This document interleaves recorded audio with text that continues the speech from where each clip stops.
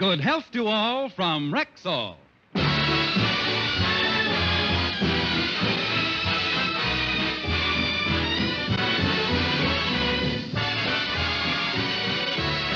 Yes, it's Sunday, time for the Phil Harris-Alice Faye Show, presented by the makers of Rexall Drug Products and your Rexall family druggist. Good evening. This is your Rexall family druggist, taking a little time from behind the prescription counter this Sunday evening to speak for all 10,000 of us. The 10,000 independent druggists who have added the word Rexall to our own store names. You can always tell us by the orange and blue Rexall sign in our windows. The sign means that we carry the 2,000 or more drug products made by the Rexall Drug Company.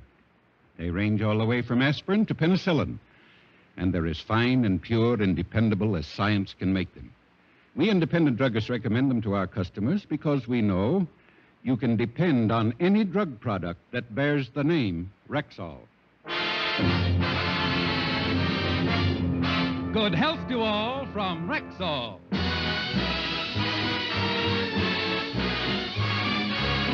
And now your Rexall family druggist brings you the Phil Harris-Alice Faye Show, written by Ray Singer and Dick Chevrolet, with Elliot Lewis, Walter Tetley, Robert North, Walter Sharp in his music, and starring Alice Faye and Phil Harris.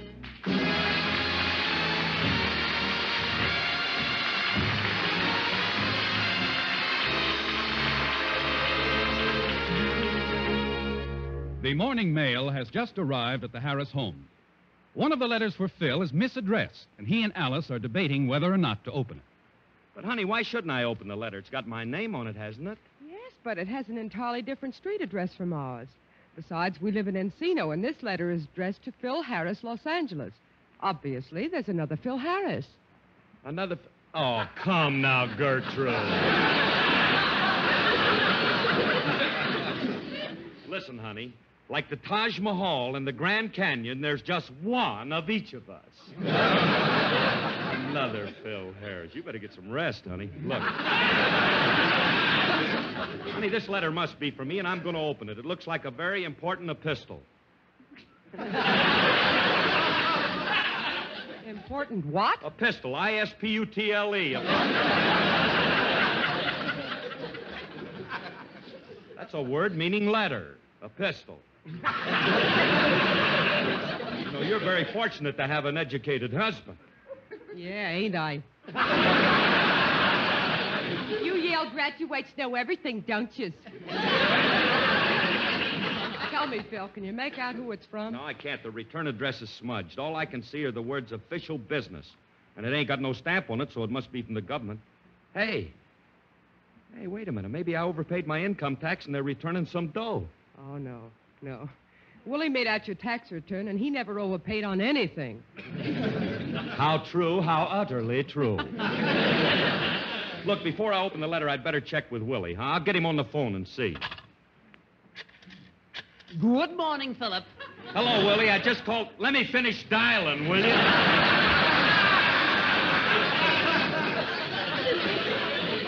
Oh, I'm sorry, Willie. You're here.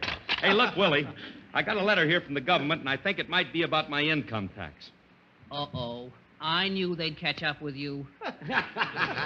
What do you mean they'd catch up with me? I told you not to deduct the Wilkins family as a dependent.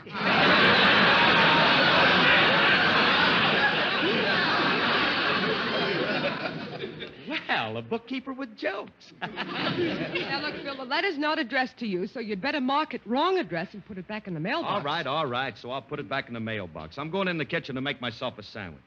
I wish there was some way I could find out about it. Alice, you should have taken that letter and put it back in the mailbox yourself. Why? I don't trust that man. I'm always suspicious of anything he does. Wouldn't surprise me if he were doing some sneaky thing this very moment. Maybe I am, but you can't prove it. Hello, Frankie. Willie, I resent your talking that way about him. He may be a little irresponsible, but he's honorable. He's a man of principle, and I love him. Thank you, Alice. You may kiss me. Frankie, please. I love you, too, dear. I'll toss you to see who tells Curly. Oh. Stop joking, Frankie. Willie and I were talking about Phil. Oh, him. Where is he? He's in the kitchen. He's probably trying to steam open an envelope. If I were you, Alice, I'd go in and check up on him. I will not check up on him. I trust him. So do I. I'm glad to see you defend my best friend, Alice. Well, see you later. Where are you going? Into the kitchen to check up on Curly. Wonder why I'd want to steam open an envelope. Hi, Curly. Oh, hello, Frankie. What are you doing? Well, I'm getting myself a glass of milk. Oh. Willie thought you might be in here steaming open an envelope. Well, of all the nasty, suspicious minds, I have too much integrity to do a thing like that. I'd no more think of steaming open an envelope than I would have taken candy from a baby. I ain't that kind of a guy, and anybody who thinks that I'd steam open I an can't envelope... hear you, Curly. The steam kettle's making too much noise. What did you say, Frankie? I said the water's boiling for your milk. Oh, I'll take it off. Always take boiling water in my milk. It's an old Southern custom, you know. Sure enough. And now, shall we steam open the envelope, Colonel Harris? All right. So I'm steaming open the letter. I got a right to open it. It's the wrong address, but it's got my name on it. Well, why steam it open? Why don't you just tear it open? You're right. I'll tear it open. This letter looks important, and it might have a bearing on my whole life. I'll tear it open right now and see what... Oh, what's it say? Who's it from? Well, it's from the Selective Service Board. It says Greetings! Wrong Phil Harry. Send it back. Get it out of here. Put it in the box. Tie it with the ribbon. Throw it in the deep blue sea. Turn loose of it. Get it away. This means you're being drafted. No, don't say that. That ain't for me. It couldn't be. I'm too old. The Army couldn't be drafting me. Could they, Frankie? Could they? I don't know, Private Harris. Now, wait a minute, Remley. They're only taking guys up to 25, and I'm almost a full year over that.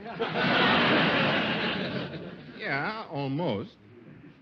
Curly, why don't you admit your right age? That's why you're in trouble now. You go around telling everybody you're 25. That's just for publicity. Must be a mistake. I'm a veteran. I was a scoutmaster for 4 years. Besides, I was in the Navy in World War II. They can't draft me. That's what you said the last time. Curly, I'm surprised at your attitude. Are you trying to shirk your duty? It isn't that. I was happy to do my duty when they called me the last time. I tell you, I'm too old for service now. It'll do you good, Curly. Don't forget, the Army builds men. Well, let them build a new one to take my place. Why renovate me? They retire overage destroyers. The least they can do is give me the same consideration. Curly, being in the Army's a cinch. Nothing to it. It's just like having a radio program. What do you mean? You get 13 weeks of basic training, and if they like you, they pick up your option. But I'm happy with Rexall. I don't want to change sponsors.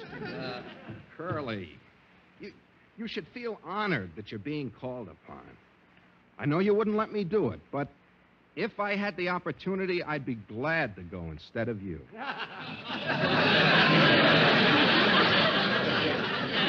Oh, gee, Frankie. Mm-hmm. You do that for me? Why, that's the nicest gesture a man could make for a friend.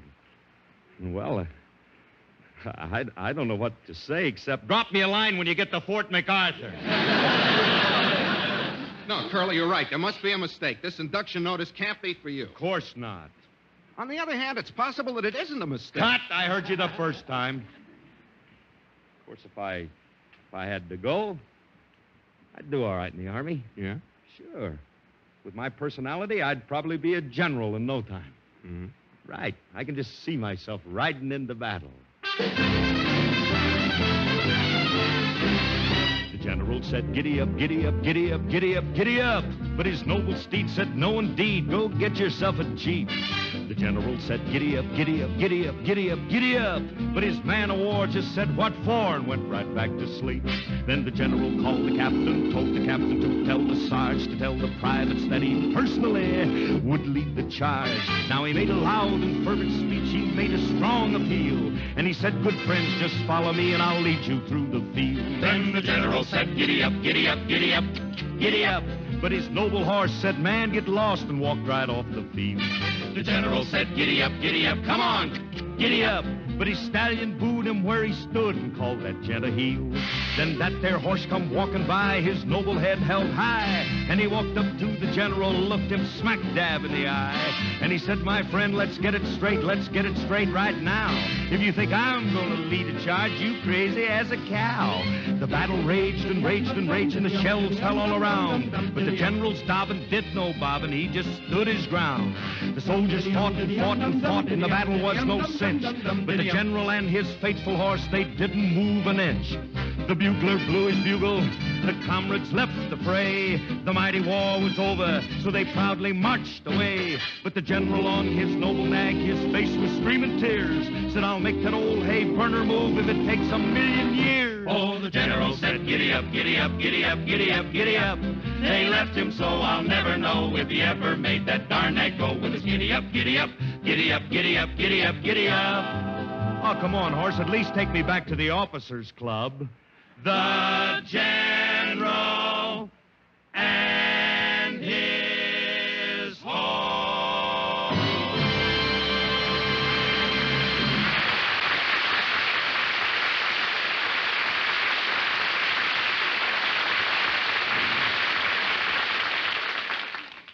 Hey, look, Frankie. What? As long as this induction notice ain't for me, I'm just going to tear it up and forget about it. Wait a minute. You can't do that. You got to go down to the draft board and make sure. If it's for another Phil Harris, they'll be nice about it and let you out. But supposing it is for me. Well, they'll be just as nice about it and let you in. They're very fair that way. Oh, stop it, will you? Well, before I go down, I better tell Alice. Yeah. Yeah.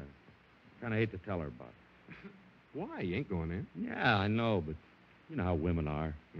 Don't give you a chance to explain. I'll just mention induction notice, and she'll get hysterical and probably start bawling and carrying on something awful. You know how they are. Well, come on, we got to tell her. I'll get my hanky out.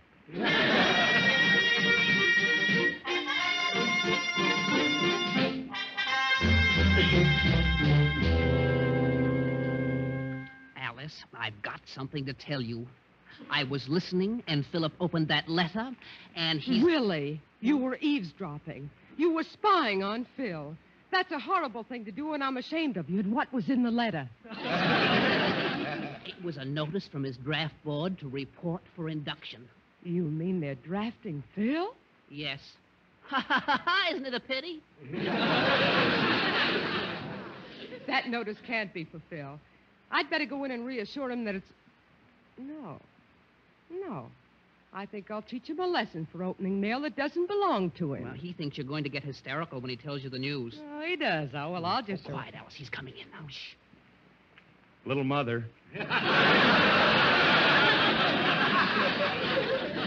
Mom, I got to have a talk to you. Now, look, something's come up, and I want you to be brave about this. You see, Alice, Frankie, you got the smelling salts ready? Oui, mon capitaine. Now, Alice, don't take this too hard. No, now, because, look, it's a mistake. Now, let me explain everything. I got a notice to report for induction in the Army. Oh, Phil, I'm so proud of you. Now, but Just think, you'll be serving your country for 21 long months. But, Alice, You don't duffel bag, honey. You don't forget to ride. Look, I'm trying to tell you. Oh, what time does your boat sail for overseas? I'm not even in yet, and she's got me on a troop train. Are you a shill for the draft board? Gosh, Phil, you don't know how honored I am. Of all the millions of young men to pick from, they select my old man. Wish I had a wife who worried over me like that. Philip, you should be anxious to go. I wish it were me. I'd give anything if I could go in your place. Would 15 cents be asking too much? If you're really anxious to go, Willie, we could arrange it. Well, I don't think they'd take me, Franklin. I was in the last war. You were in the last war and we won it?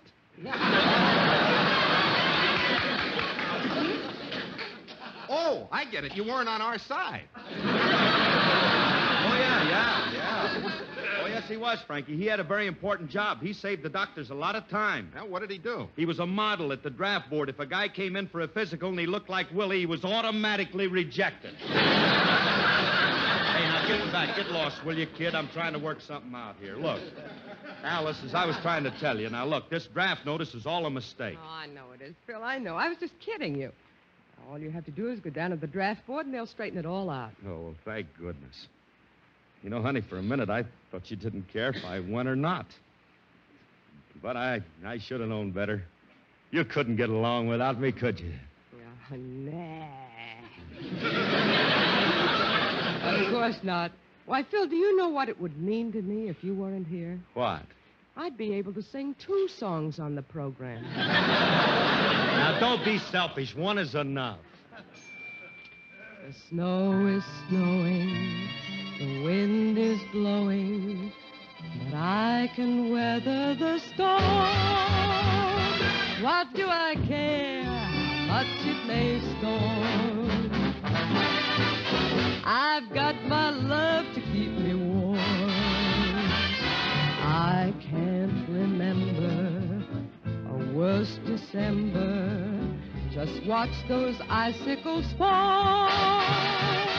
What do I care if icicles fall? I've got my love to keep me warm.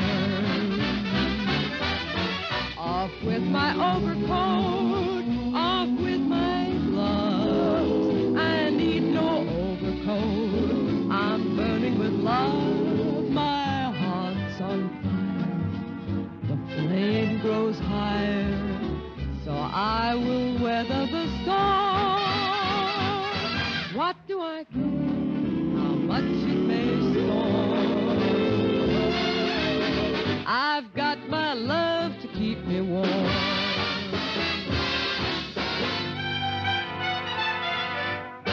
Off with my overcoat, off with my gloves. I need no overcoat, I'm burning with love. My heart's on fire, the flame grows higher, so I will weather the storm. What do I care how much it may storm? I've got my love to keep me warm.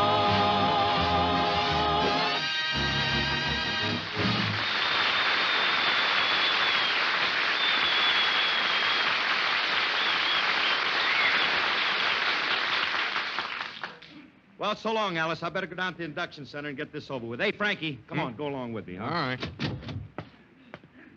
I got my car out front, Curly. I'll drive it down. Hey, Mr. Harris, can I see you for a minute? Later, Julius, later. I got to go down to the induction center. I got a draft notice from the Army. Okay, I'll see. What army?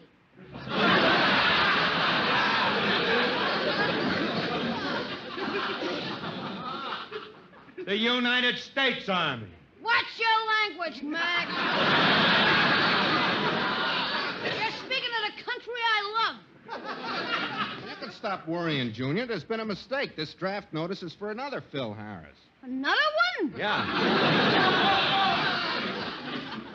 Seems that there are 2 Phil Harrises. Oh, no.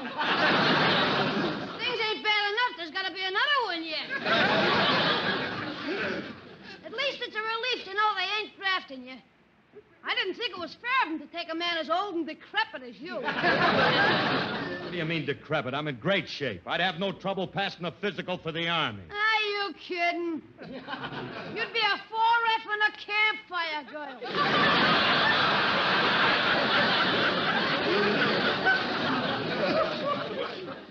Why did they go all the way to Bikini to drop an atom bomb when they could get a target like this right here at home? Supposing this notice ain't a mistake and they do take you in. You ain't gonna have to worry about, kid. I'm over age, and besides, I got flat feet. That won't stop them. They drafted my uncle and they never should have done it. The poor guy's got 10 fingers. What are you talking about? Everybody's got 10 fingers. On one hand.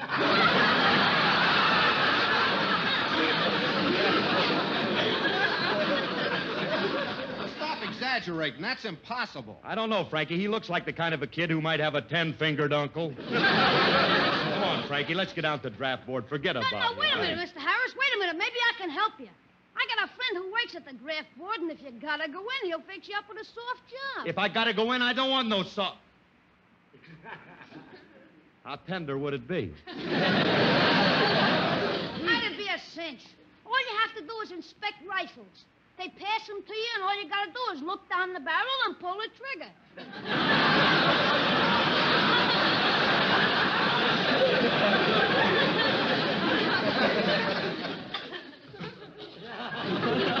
I'm sorry, that don't appeal to me. You got nothing to worry about. It's an easy job.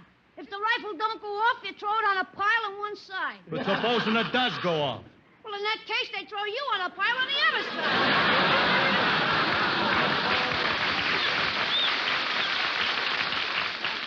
Come on, Remley, let's get away from this bloodthirsty infant. I wonder what makes him that way. Frustration. Probably wanted to be a vampire bat. Goodbye, Julius. Hey, Mr. Harris, don't you want me to call my friend and fix you up with that soft job? No, I don't. If I have to go in, I'll take my chances. He'll take his chances. A big windbag.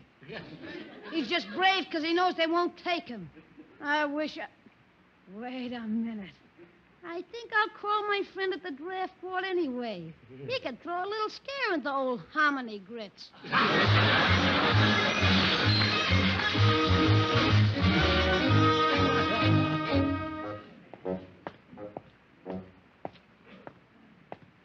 Well, here we are, Curly.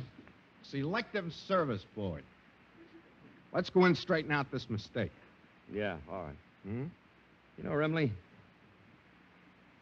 in a way, I wish it wasn't a... You sure it's a mistake? I'm positive. In that case, I'm sorry it isn't me they're calling. I'd love to be in the Army, and I'll get... Stop it. You're making me nauseous. Come on, let's go in. Well, it ain't my fault I'm too old to be taken. Yes, sir. What can I do for you? Oh, my name is Phil Harris, and I've got this draft notice by mistake. Oh, yes, Phil Harris. We've been expecting you. Yeah, you see, I'm the Phil Harris. We know all about you. Phil Harris, age 25, sex male, occupation band leader. Take him, Doc. Well, Heart wait. okay, chest okay, eyes okay. Look, Waist 34, chest 42, hat 6 and 7/8. Take him, sir. But wait a You minute, solemnly swear to uphold the honor of your country and the Constitution of the United States of America? Yeah, but... Attention!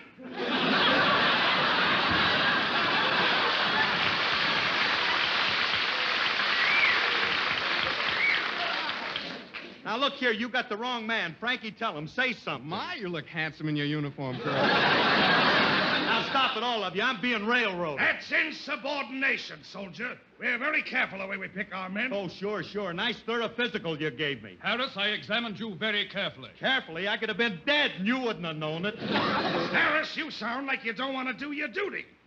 Well, of course I do. I'd be glad to, but I'm a year over draft age, you see, sir. I'm 26. You are? Hey, Harris, come here. What? Don't tell anybody, and I'll do you a favor and let you in anyway.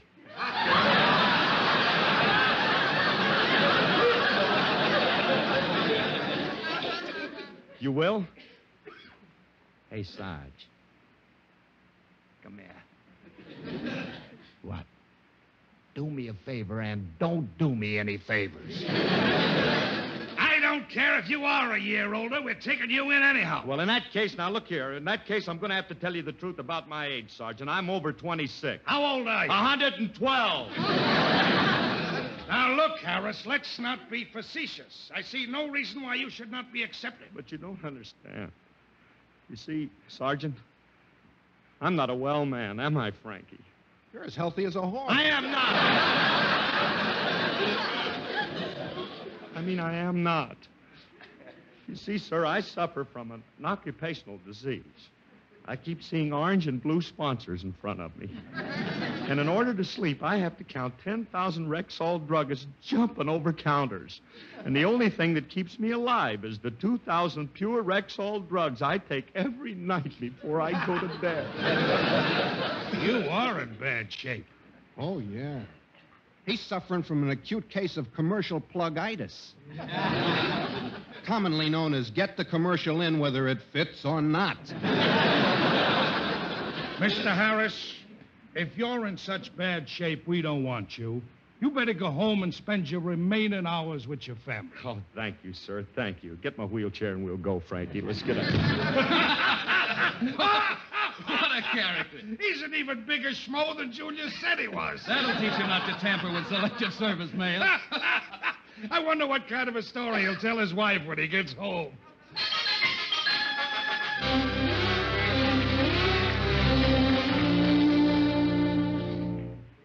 So you see, honey, when I got down there, they didn't want me.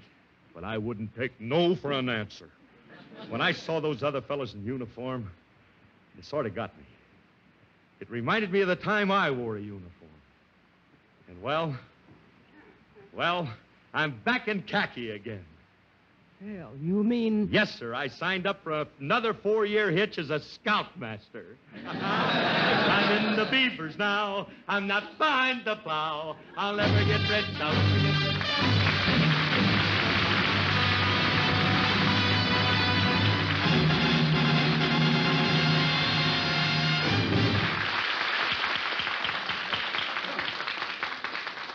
Before Alice and Phil return, here's an interesting conversation that took place in a certain Rexall drugstore recently.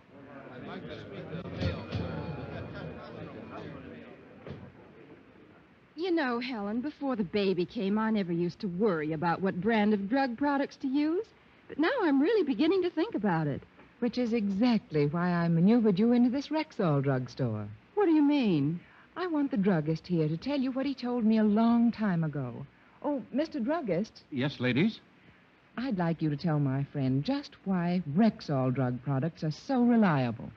Well, seeing you two standing here with this hosiery counter reminds me of one reason. Do you know that some liquid Rexall drug products are filtered through 60 separate sheets of the finest nylon? Nylon? Exactly. You see, ma'am, that's done to make sure that not even the tiniest particle of a solid remains.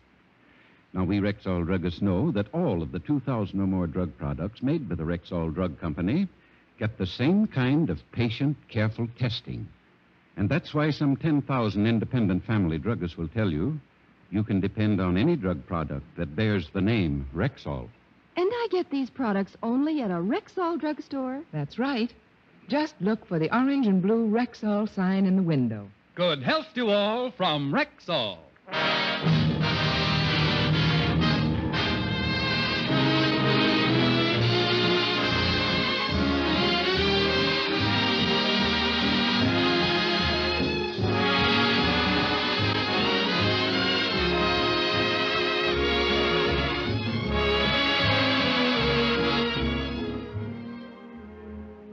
Come on, Phil. Let's turn on the radio. Oh, honey, I'm in no mood. I just got out of the Army. Oh, but Phil.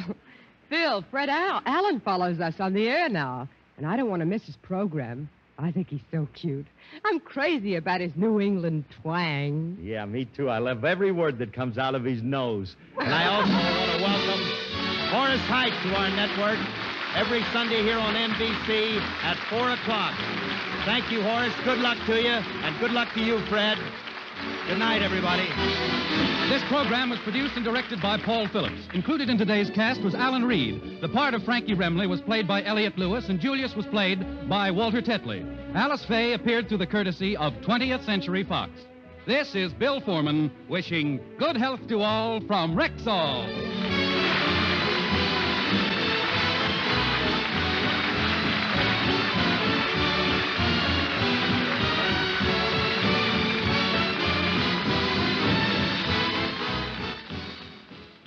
This is NBC. Excuse it, mister. You was expecting maybe somebody else, but this is Pansy Nussbaum. The Fred Allen Show is arriving in a couple seconds over NBC, the National Broadcasting Company.